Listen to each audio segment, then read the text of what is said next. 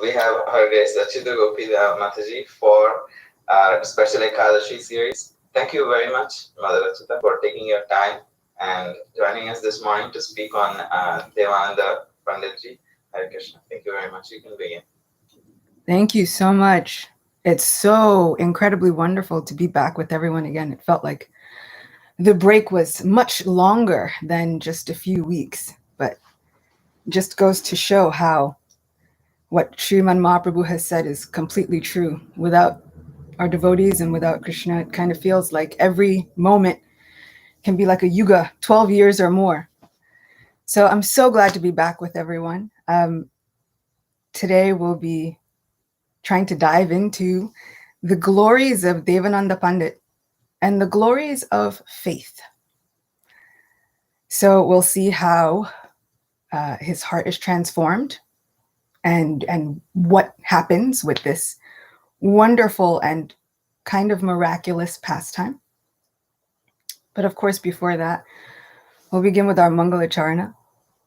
Om Ajnanatimirandasya Gyananjana Shalakaya Chakshurun Militam Yena Tasmai Shri Guruve Namaha Shri Chaitanya Manobishtam Shtapitam Yena Bhutale Swayam Rupa Kadamaya Dadati Swapadantikam Nama Om Vishnu Padaya Krishna Prishtaya Bhutale Shrimate Bhakti Vedanta Swaminiti Namine Namaste Saraswati Deve Gauravani Pracharine Nirvishesha Shunyavadi Paschatya Deshatarine Jaya Shri Krishna Chaitanya Prabhu Nityananda Shri Advaita Gadadhara Shrivasadi Gaura Bhakta Vrinda Hare Krishna Krishna Krishna Hare Hare Hare Rama,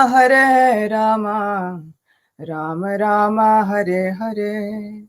Vancha kalpatarubhyascha kripa sindubhya eva cha.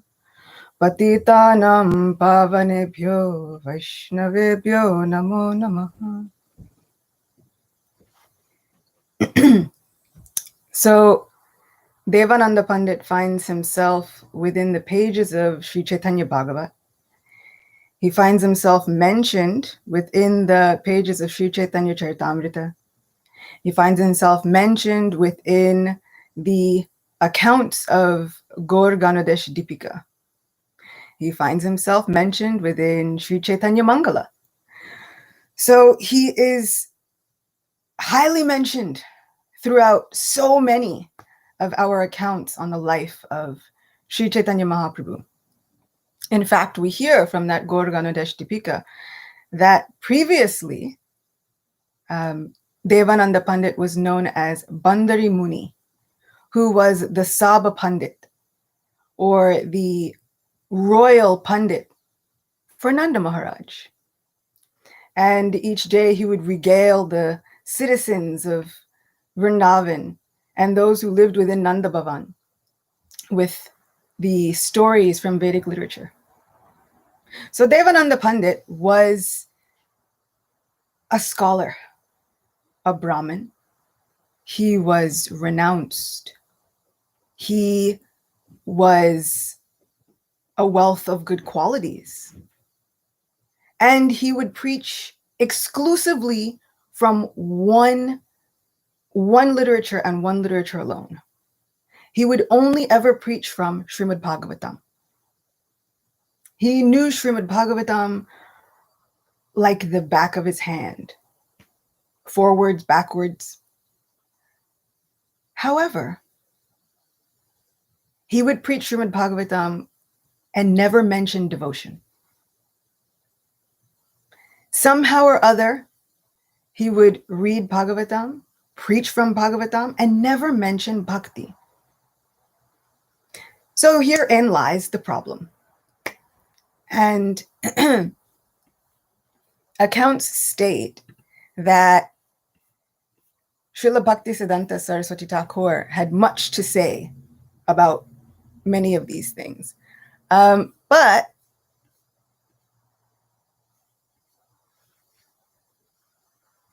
he says When those bereft of devotion forget their actual identity, they become completely indifferent to the service of the Lord. When they identify this indifference as the ultimate goal of life, they become a source of profound irritation to the Lord, even though he is by nature supremely merciful. So, this recitation of Bhagavatam without the emphasis of bhakti caused the heart of Devananda Pandit to now become a source of irritation for the Lord of the universe, Lord Gaurasundar, who is known for his magnanimity. He's known for his benevolent nature. He's known for being the most merciful. However, we get a very valuable lesson, even just from the beginning of this pastime, that you can know all of the scriptures. You can be the most renounced personality. In fact, Devananda Pandit was renounced. He was an emblem of renunciation. You could have all of the ABCs lined up. You could, on the outside, look as though you have the perfect exterior.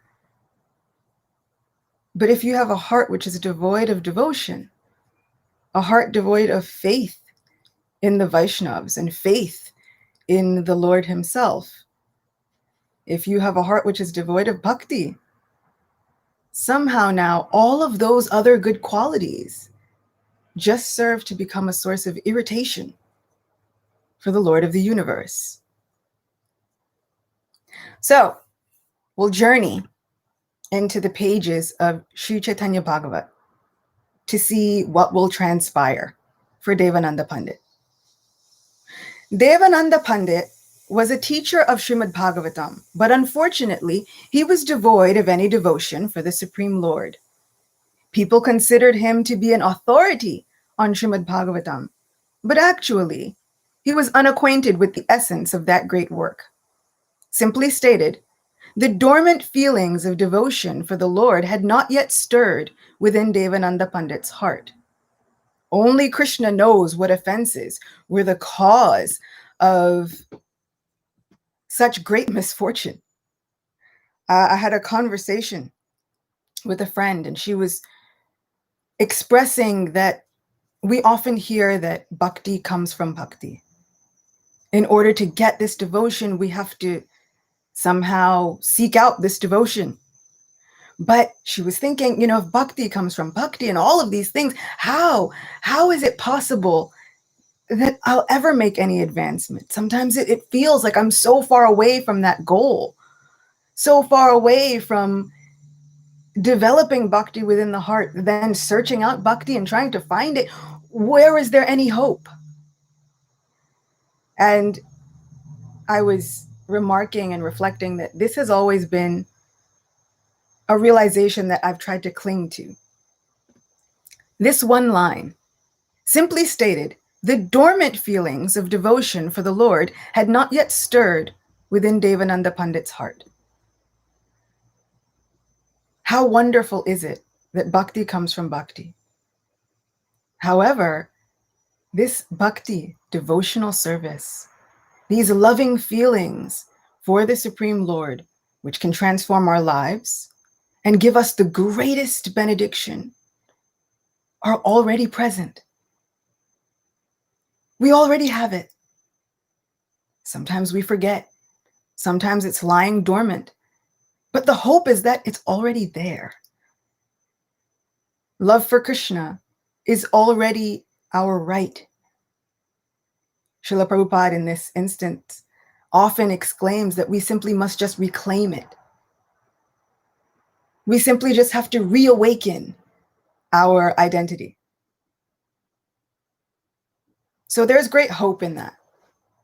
That even though we're on this path of spiritual realization, on these paths of trying to find out how we can better acquaint ourselves spiritually, better situate ourselves. All is not lost. It's not that we have to completely change ourselves. It's not that we have to gather a new identity. We seek out those who have already reawakened their own identities in an effort to find out, okay, what did you do? What worked for you? Tell me how I can somehow just get to this point where you are. And so we find these yearnings within our hearts to find these gurus, these mentors, these guides on the path of divine love.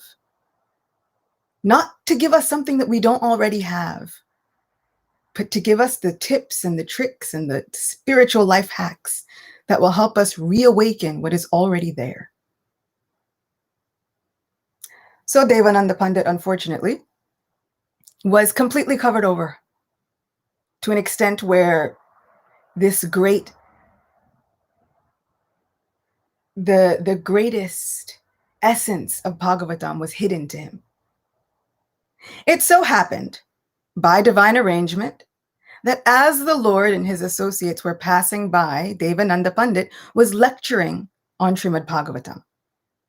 The omniscient Lord overheard the discussions, which were completely devoid of references to the devotional service of the Lord, becoming enraged because, once again, we heard his heart now had become a source of irritation for the Lord. So now, the Lord, who is usually very mild-mannered, very sweet-natured, now Lord Chaitanya becomes enraged. The Lord exclaimed, "What right does this man have to speak on Srimad Bhagavatam? He's completely ignorant of its essential message. Srimad Bhagavatam is the literary incarnation of Lord Krishna. It is the ripened fruit of all Vedic knowledge. This fool does not know anything about Bhagavatam. He tirelessly toils, explaining the Bhagavatam without even mentioning devotional service. Today, I will tear his explanation to shreds." The Lord seemed intent to rush off and carry out his resolve, and so the devotees surrounded him and tried to dissuade him. It even says in greater description,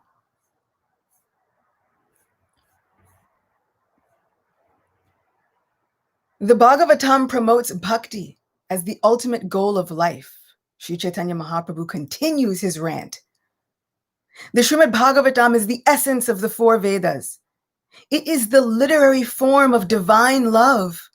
The four Vedas are like milk. The Srimad Bhagavatam is like butter. Shukadev Goswami is the churner of that butter, which is eaten then by Parikshit Maharaj. That Shukadev Goswami, who is dear to me, knows the meaning of Srimad Bhagavatam. In Srimad Bhagavatam, Shukadev Goswami has expressed truths about my very self. He has expressed my own opinions. Me and my servants are glorified in the Srimad Bhagavatam. One who finds a difference between myself and my servants will find all his good intelligence destroyed. An irreligious person who rejects bhakti and finds some other meaning in the Srimad Bhagavatam will never understand Bhagavatam. After saying all these things in an angry mood, Sri Chaitanya Mahaprabhu began to flee from the house of Devananda Pandit, which he considers condemned. The devotees still caught hold of him and begged him not to go. Here is an incredibly graphic lesson. Our readings of Srimad Bhagavatam, our hearings of all of these great scriptures should cause a flood of bhakti within our hearts. Somehow we should yearn to listen and develop a love. Even if sometimes we find that we are not able to maintain our focus for the entirety of the duration of the reading, somehow if we can find one sentence to cling to that makes us remember, this is why I love Krishna. And this reminds me of why Krishna loves me. If we can cling to one sentence, one phrase, one line, one word, this will bring us closer to Krishna. And if we cannot find anything, with which to remind us of the love of Krishna. Well, we see what happens to Devananda Pandit. Then Sri Chaitanya Mahaprabhu starts to flee his house, which to me is quite symbolic.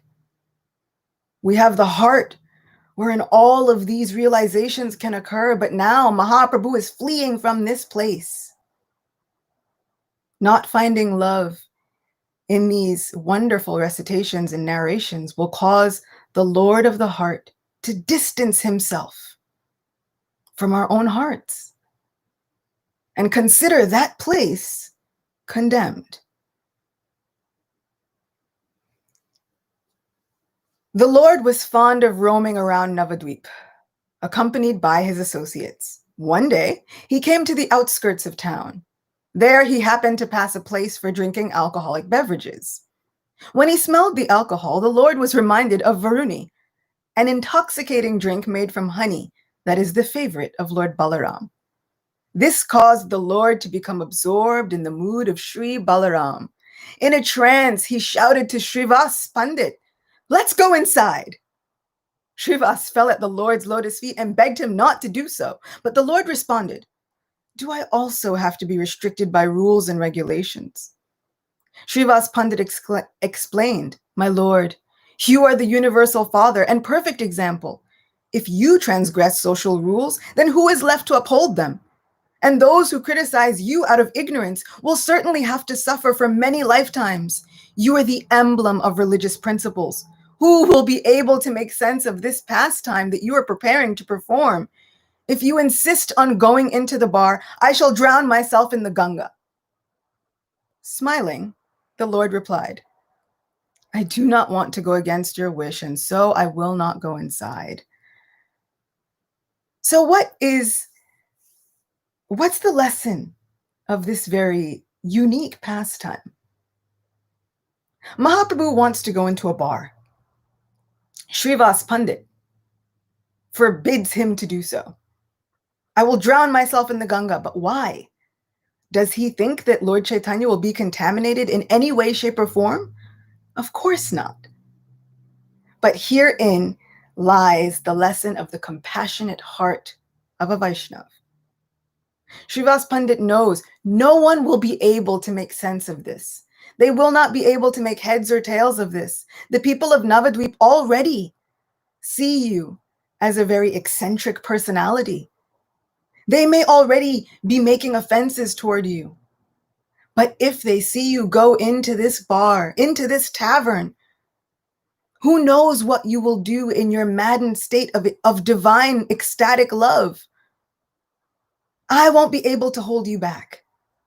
And if you do something that could be considered somehow against religious principles, these people of Navadvip will further offend you. They will further say things that will just hurt my heart.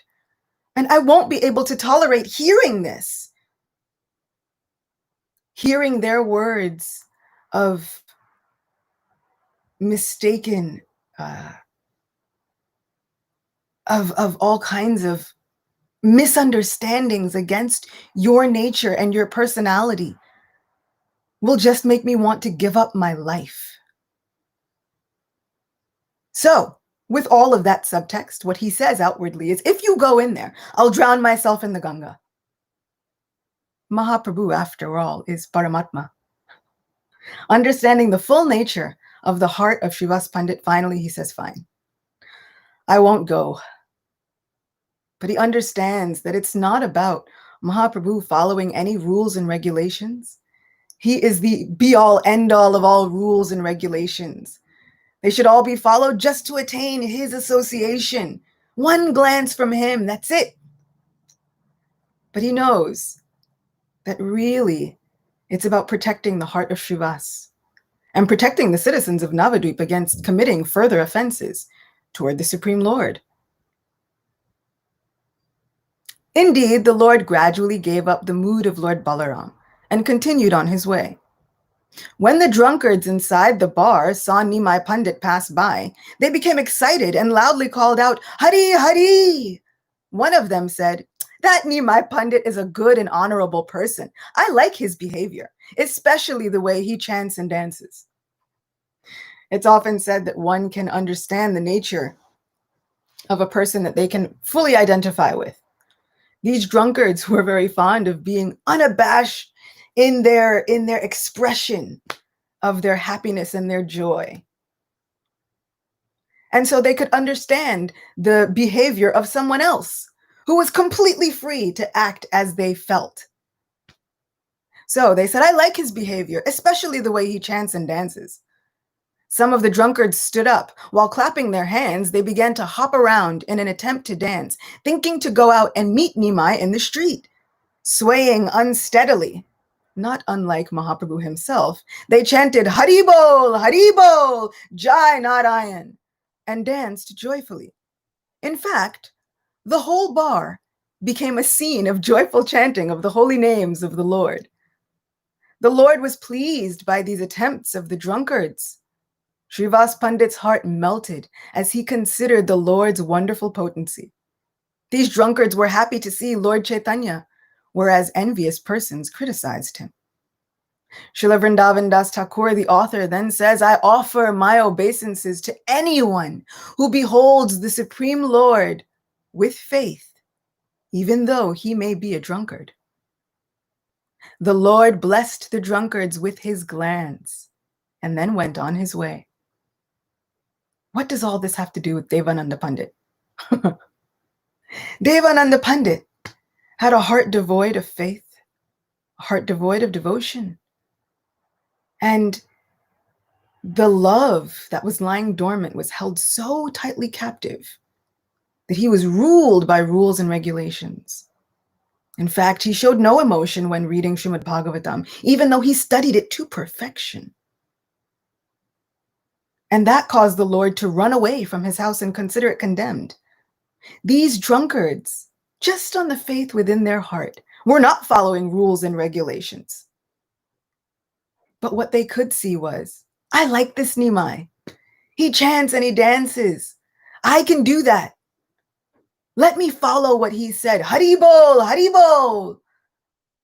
Just on the basis of that, Mahaprabhu wanted to run and associate with them.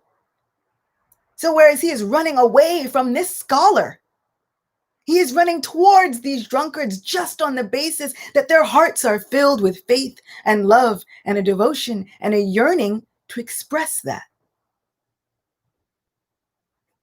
We hear of a similar story of another scholar, another Brahmin, whose heart has become devoid of devotion due to their transcendental learning of Vedic scripture. Another Ekadashi story. We hear of Durvasa Muni in the 9th canto of Srimad Bhagavatam, who goes and he seeks the audience of Maharaj Ambarish, who had been fasting on Ekadashi. The very next day on Dwadasi, Maharaj Ambarish goes to break his Ekadashi fast, and Durvasa Muni arrives on the scene and says, you must feed me. Maharaj Ambarish says, it is my absolute honor to welcome a guest such as yourself, please. But there's a specific time in which to break an Ekadashi fast, to complete this vow of Ekadashi. And that time was drawing near. However, Maharaj Ambarish knew that he could not take part in his prasadam before his guest. So he took the counsel of some sages. He says, what can I do? I want to somehow please the Lord by my vow of fasting on Ekadashi. And in order to complete this vow, I want to break my fast on time.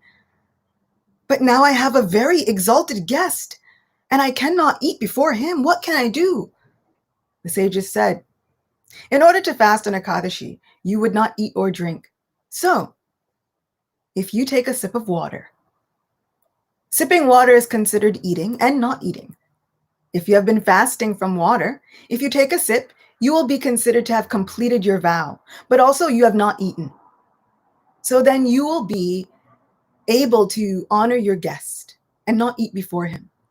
Maharaj Ambarish dutifully, with the prayers of the Lord in his heart and in his mind, he takes a sip of water. Durvasa Muni becomes enraged. How could you? I came as your guest and you've done something else before attending to me? For this offense, I'll curse you. with condemnation. You will be devastated. All results of your pious activities will be reduced to ashes. Everything that you know, everything that you have tried to continue to please the Lord will be reduced to nothing. Maharaj Ambarish was silent. He was forlorn. He felt completely devastated. He wanted to fall at the feet of Durvasa Muni and beg for his forgiveness, but Durvasa Muni was not hearing any of it. However, suddenly, this Sudarshan Chakra appears on the scene to protect Maharaj Ambarish.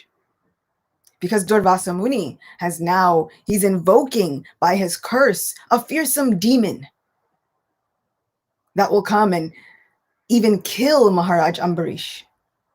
This is how far Durvasa Muni has gone in his anger from one small act. So this demon invoked by the anger of Durvasa Muni wants to completely eradicate, kill Maharaj Ambarish. Sudarshan Chakra comes to protect him. Not only does Sudarshan Chakra come to protect Maharaj Ambarish and devastate this demon, but now the Sudarshan Chakra is now wanting to consume Durvasa Muni.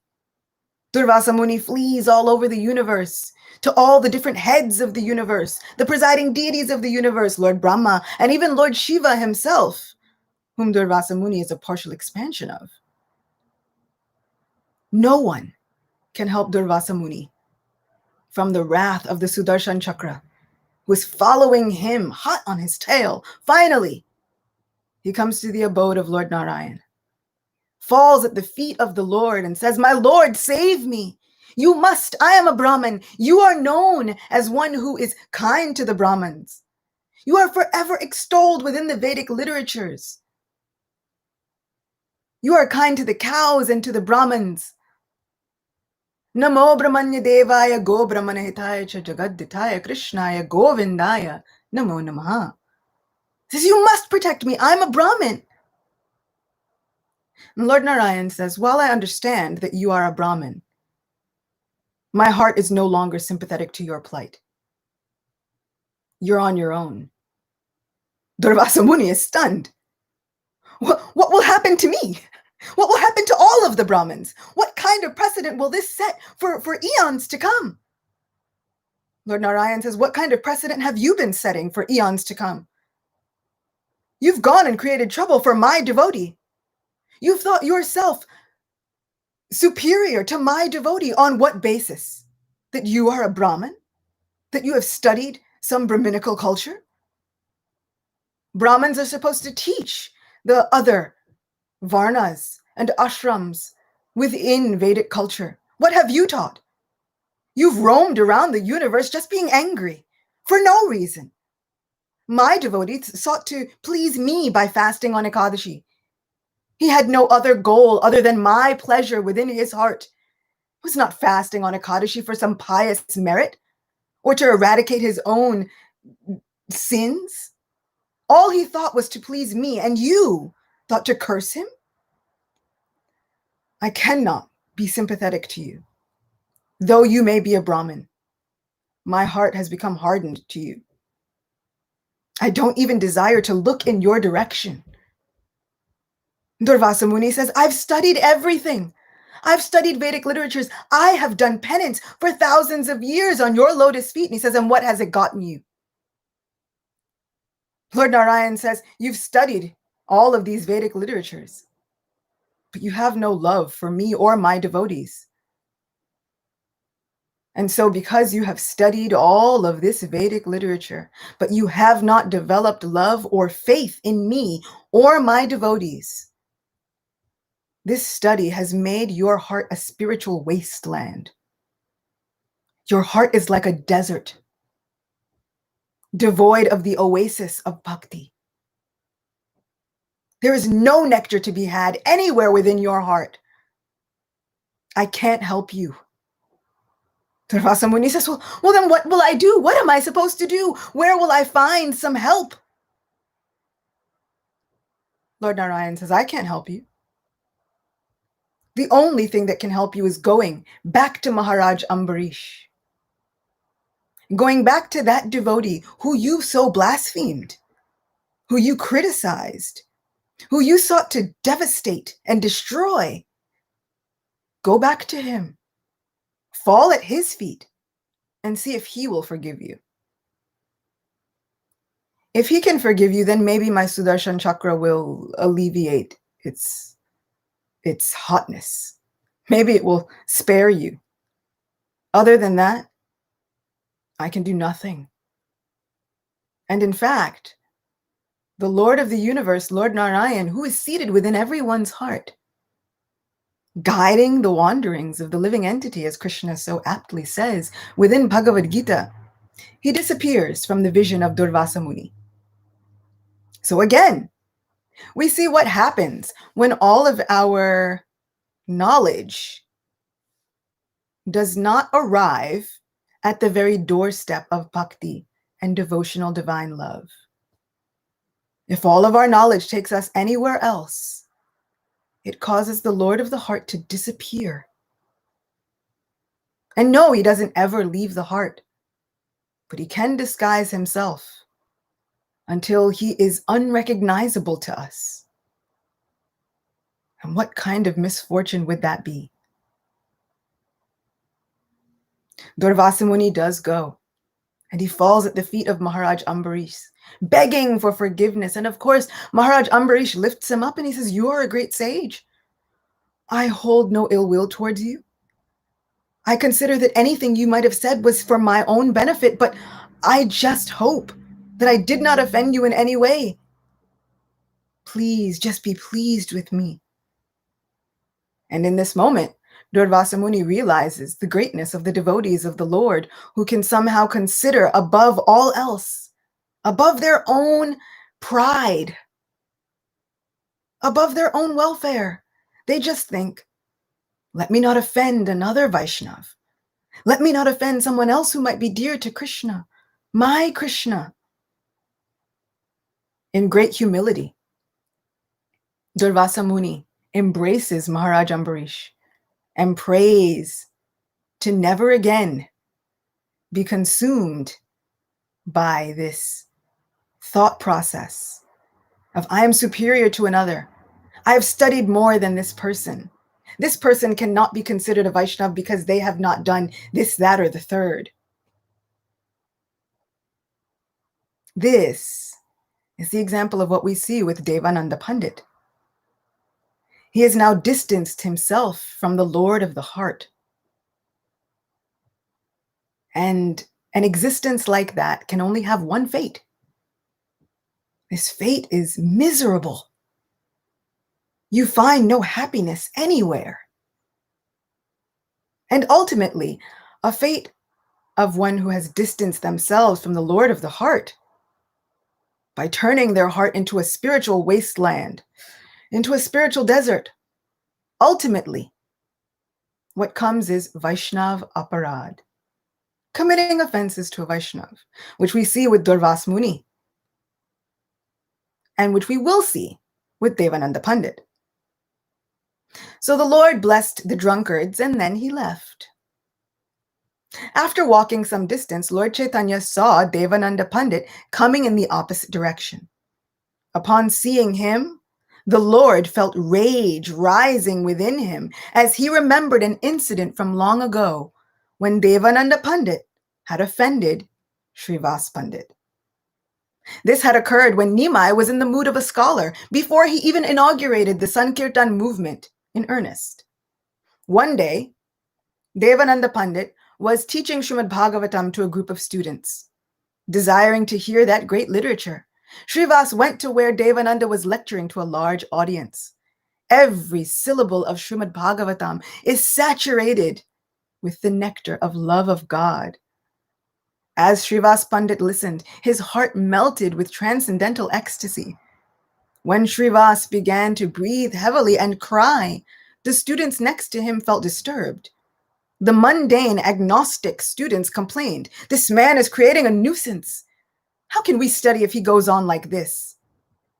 Being absorbed in ecstasy, Srivas could not even hear the comments. As tears streamed from Srivas's eyes, the students plotted and then dragged him out of the assembly. The teacher, Devananda Pandit, did not object, for he was of a similar mentality. When Srivas came out of his trance and saw that he was in the street, he felt very saddened and returned home. Now, as Lord Vishwambar, the maintainer of all the universes, saw Devananda Pandit approaching, he vividly remembered this incident. For after all, he is the Paramatma within everyone's heart. The Lord accosted him with angry words. Hey, Devananda! Once, a devotee named Srivas Pandit attended one of your discourses on Srimad Bhagavatam and then was dragged out of his assembly by your students. Being absorbed in listening to the pastimes of the Lord, he cried, being moved by spiritual emotions. What was his offense? Should Srivas Pandit have been treated with contempt and dragged out of the assembly? This was a great offense on your part. Maybe you pose as a teacher of Srimad Bhagavatam, but you do not have even the slightest understanding of its purpose. When a person has eaten to his full satisfaction, only then does he feel amicably disposed to the world around him. As for you, although you teach others, you yourself cannot even relish even a bit of the divine nectar that can give one unlimited, transcendental pleasure. Devananda Pandit, who was a very learned Brahmin, felt very ashamed while hearing the Lord's chastisement, and so he remained silent.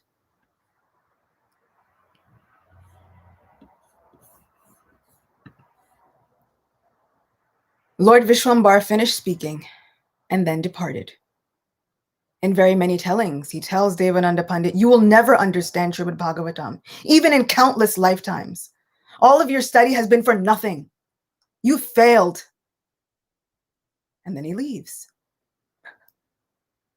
Devananda Pandit also returned home feeling broken and dejected. Although the Lord chastised Devananda, it was to the Pandit's great fortune. To be chastised by Lord Chaitanya is indeed a rare blessing. Even the demons that were killed by the Lord attain the spiritual world. Later on, we find out what happens to Devananda Pandit. 5 years pass. Mahaprabhu takes sannyas, and he goes traveling. In the midst of traveling, he moves from Jagannath Puri back to Navadvip once more, with one desire in his heart. This desire is, the Lord thinks to himself, I will travel back to Navadvip, and I will forgive all of the offenses for anyone who's ever committed them against me. And so the Lord travels back to Navadvip, and a great festival occurs. Everywhere there are people gaining the glance and the mercy of Sri Chaitanya Mahaprabhu. Everywhere there are people drowning in the ocean of divine love. Everywhere there are people showing ecstatic symptoms by gaining the favor of Sri Chaitanya Mahaprabhu. And this is so wonderful because how merciful is our Lord. You are never too far gone. Even if you have committed Vaisnava aparad, which they say there's no coming back from, still, you're never too far gone. The Lord will devise another way to try and rope your heart back in. Ever eager to relish pastimes with his devotees who are everyone, some time may pass, but he will find another way to rope you back into his association, either by hook or by crook. So how merciful is our Supreme Lord that now he decides, I will go back to Navadvip, and on the way, and while I find myself in Navadvip, I will forgive all offenses. This place becomes known, this place of Kulia, where Devananda Pandit was residing. This place of Kulia within Navadvip, where Sri Chaitanya Mahaprabhu then goes to forgive all of the offenses, becomes known as Aparad Bhanjana. Let's make sure I got that right. The place where all aparads are forgiven. The place of amnesty.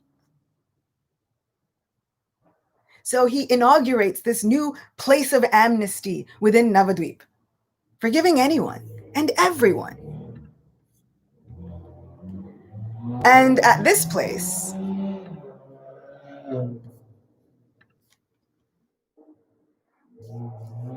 there is a Brahmin who enters in the house of Vidyavachaspati, where the Lord had taken up his residence at this moment to forgive everyone. The Brahmin enters and immediately begins to touch the feet of Sri Chaitanya Mahaprabhu. He catches hold of his lotus feet and says, "Oh my Lord, I have a prayer. Without understanding things properly, I committed a grievous offense by criticizing a Vaishnav. I used to taunt him by shouting, 'In Kali Yuga, who can be a real Vaishnav? What is this nonsense kirtan?' In this way, I condemned myself. Whenever I remember this, my mind burns with grief. Oh, my Lord, kindly tell me, how can I atone for my sins?" Here is the beginnings of surrender. We often ask the question, how can we surrender? How can we become more humble? It begins with being honest. And, not the kind of like honesty where we have a conversation with another Vaishnav and we say things like, and this has happened to me. Someone will say, Mataji, I am your servant. I am your obedient Vaishnav servant. Mataji, I am nothing in front of you. I am so fallen. And after that prologue, they proceed to tell me everything that they think that I've done wrong. So here we have this Brahmin who admits. The first thing he does, and he goes and he admits to the Lord, verbally, he admits, I have a problem. I've done this thing. I have criticized these Vaishnavas, thinking, who can be a real Vaishnav in this Kali Yuga? You can't follow these rules and regulations. What is this nonsense kirtan that you're doing? You're not chanting properly. You're not even doing any of these things properly, and you think there's going to be some advancement made. How many times have we found ourselves in a similar mindset, thinking a similar thing, feeling a similar sentiment, whether we've said it or not? Sometimes we catch ourselves before we say it. Sometimes it slips out, especially in the realm of social media, where it's so easy to kind of type things out before we think about it. Oh, and then it's out. And this Brahmin says, in this way, I've condemned myself. I don't know what can become of my fate. What can I do? From that moment of being honest, really, actually saying, I've done this, and this is a problem. The response of the Lord is this. Lord Chaitanya smiled benignly upon hearing the Brahmin's straightforward and honest confession. If we are able to honestly look at our faults, and not the honesty of, oh, I've admitted my fault, and now I'll just go and do it again, but really honestly looking at our faults with an earnest willingness and a desire to change that fault, the Lord smiles upon us benignly. He said, if one who has consumed poison drinks Amrit, the nectar of immortality, gradually the effects of the poison weaken. Your criticisms were like drinking poison. Now you must drink the nectar of Lord Krishna's name and pastimes with the same mouth. Use the tongue that offended Vaishnavas to glorify them. I am telling you truly that this is the only means of purification for one who criticized devotees due to ignorance. If one gives up such offensive behavior and thereafter constantly glorifies the Supreme Lord and his unalloyed devotees, he totally destroys his sins. Otherwise, millions of penances and pious activities cannot counteract the offenses committed against a Vaishnav. The devotees were very happy to hear these instructions. And the very next visitor was Devananda Pandit. When Lord Chaitanya was still a grahastha in Navadvip, Devananda Pandit had a desire. He had no desire to meet him because he did not have sufficient faith in Lord Chaitanya, even though he possessed the required piety. He was a pious person. He was a good guy. But because he had no faith in Lord Chaitanya, his existence was devoid of all the mercy. And without that mercy, there was nothing to be had. In this regard, in Bhagavad Gita, chapter 9, text 3, there is one verse. Shishiradha Murlidhara ki jai. There is one verse. Those who are not faithful in this devotional service cannot attain me, O conqueror of enemies. Therefore, return to the path. They therefore return to the path of birth and death in this material world. In a beautiful purport, Srila Prabhupada says, the faithless cannot accomplish this process of devotional service. That is the purport of this verse. Faith is created by association with devotees. Unfortunate people, even after hearing all the evidence of Vedic literature from great personalities, still have no faith in God. They are hesitant and cannot stay fixed in the devotional service of the Lord. Thus, faith is a most important factor for progress in Krishna consciousness. In the Sri Chaitanya Charitamrita, it is said that faith is the complete conviction that simply by serving the Supreme Lord Sri Krishna, one can achieve all perfection. I'll read that line again. In Sri Chaitanya Charitamrita, it is said that faith is the complete conviction that simply by serving the Supreme Lord Sri Krishna, one can achieve all perfection. This faith that Devananda Pandit did not have is the basis of all spiritual life. It is the basis of reestablishing our spiritual identity. But he didn't have it. Because not only did he not have faith in Sri Chaitanya Mahaprabhu, but he did not have faith in the devotees. So what happens to him? After the Lord took sannyas, Devananda Pandit had the good fortune to closely associate with Vrukeshwar Pandit. Vrukeshwar Pandit was very dear to Lord Chaitanya. As soon as he would begin to dance, all the ecstatic symptoms like crying, shivering, perspiring, laughing, roaring, and fainting would appear in his person. By some divine arrangement, Vrukeshwar Pandit came to stay in Devananda Pandit's house. Devananda Pandit was very impressed by Vrukeshwar's radiant appearance and unalloyed devotion for the Supreme Lord. He sincerely began to serve Vrukeshwar Pandit. When Vrukeshwar Pandit would dance, Devananda walked around him with a cane in his hand to keep the crowd from disturbing him. When Vrukeshwar Pandit sometimes fainted due to ecstasy, Devananda would catch him in his arms. He would then take the dust from Vrukeshwar's body and smear it all over his own body with great humility and devotion. Due to this, a strong faith for Lord Chaitanya developed in Devananda Pandit. From this description, one can understand that the statement of the Puranas is that devotion to the Supreme Lord is developed only by serving the pure devotees of the Lord. Devananda Pandit was a very pious, noble person. He was in control of his senses. He was unattached to material things. From his childhood, he studied Srimad Bhagavatam. And in spite of all of these good qualities, for the first half of his life, he did not feel attraction for Lord Chaitanya's lotus feet. He almost missed the boat. Almost missed it.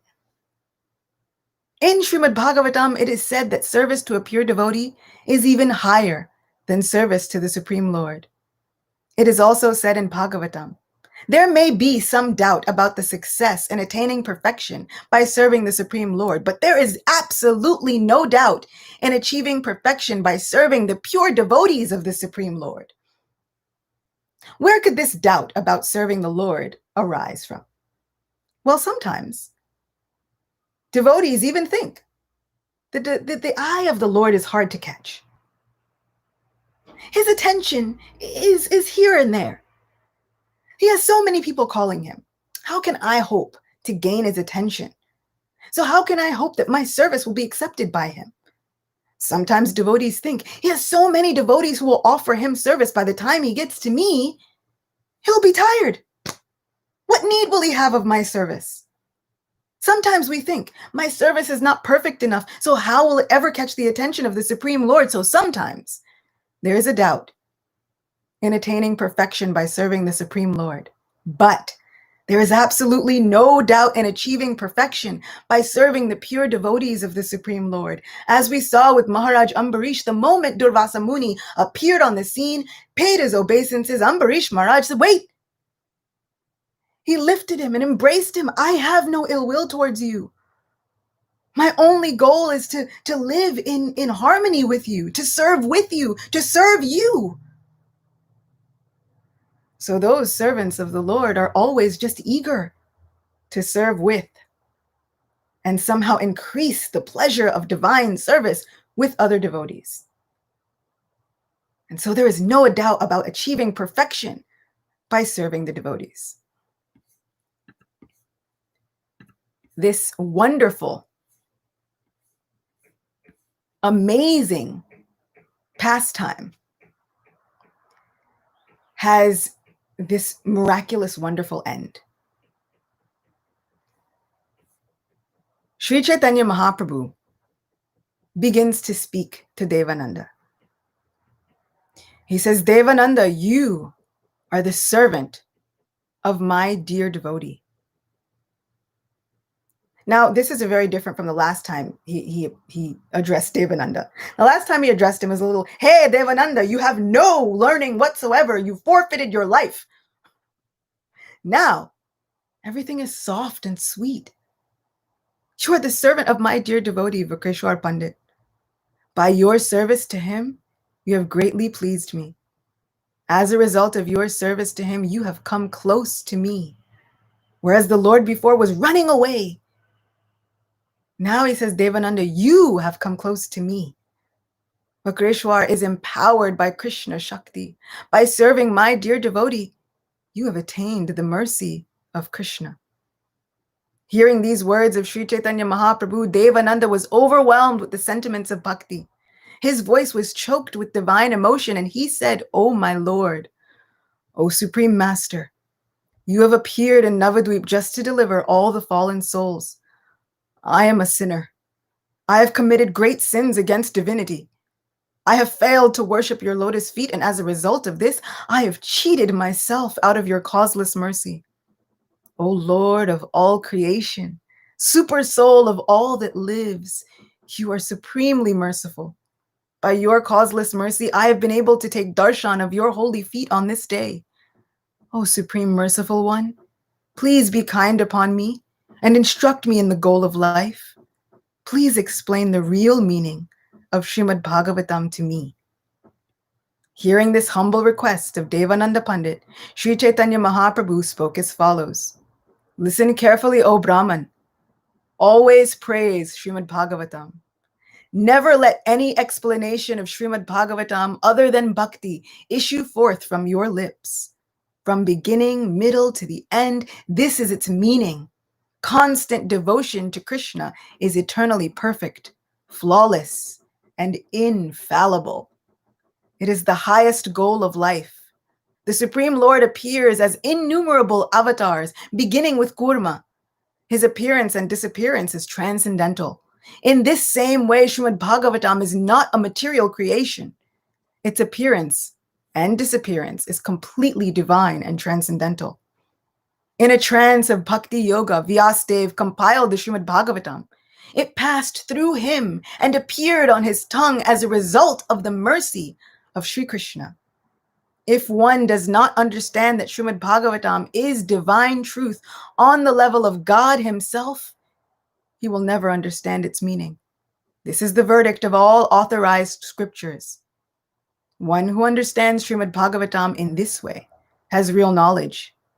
If one approaches the Srimad Bhagavatam with material knowledge, he will never understand it. However, If one is even unlearned, but takes shelter of Srimad Bhagavatam, he will be enlightened with its meaning. The Srimad Bhagavatam is filled with divine love, prema. It is an extension of Krishna himself, and it reveals his confidential pastimes of divine love. O Brahman, previously, you committed an offense to the lotus feet of Srivas Pandit. You must go to him and beg him for forgiveness at his lotus feet. There is no difference between the book Bhagavat and the person Bhagavat. If you get the mercy of the person Bhagavat, the Bhakta Bhagavat, then you will attain the mercy of the book that you have studied throughout your life. Having thus heard the words of Sri Chaitanya Mahaprabhu, Devananda Pandit immediately went to Srivas Thakur and begged forgiveness for his offenses. At that time, Srivas Thakur embraced Devananda and forgave him all of his offenses. The four directions were filled with the sound of the holy name of Hari as the devotees were all jubilant upon Mahaprabhu's return to Navadvip Dham and seeing this particular pastime. The author of Sri Chaitanya Bhagavat states, Srila Vrindavan Das Thakur explains that anyone who sincerely hears this description and narration of Mahaprabhu and the deliverance of the heart of Devananda Pandit will become free from all offenses and will achieve Lord Chaitanya's special mercy of devotional service to Lord Shri Krishna. This is our blessing for this day of Ekadashi, honoring Devananda Pandit on his disappearance, honoring the lives and the stories of our great Vaisnava Acharyas who have come to bless us with their own life lessons. One miraculous thing about the story of Maharaj Ambarish and Durvasa Muni is that Durvasa Muni is actually a self-realized soul. It is stated that later on, Lord Narayan says to Durvasa Muni, you know, you never could have created or committed offenses against my devotees. You are completely dear to me. You are a Brahmin. You've been meditating on me for your entire existence. You are an expansion of Lord Shiva, who is so dear to me. You could never have created these offenses. So how was it that you sought to commit these offenses? Within your heart, I guided you. Within your heart, I guided you to do this, just so that this lesson would be available for all the rest of time, about the nature of my devotees, about the danger of offending my devotees, about what I do to protect my devotees, and how to attain my mercy, even if one has committed offenses against my devotees.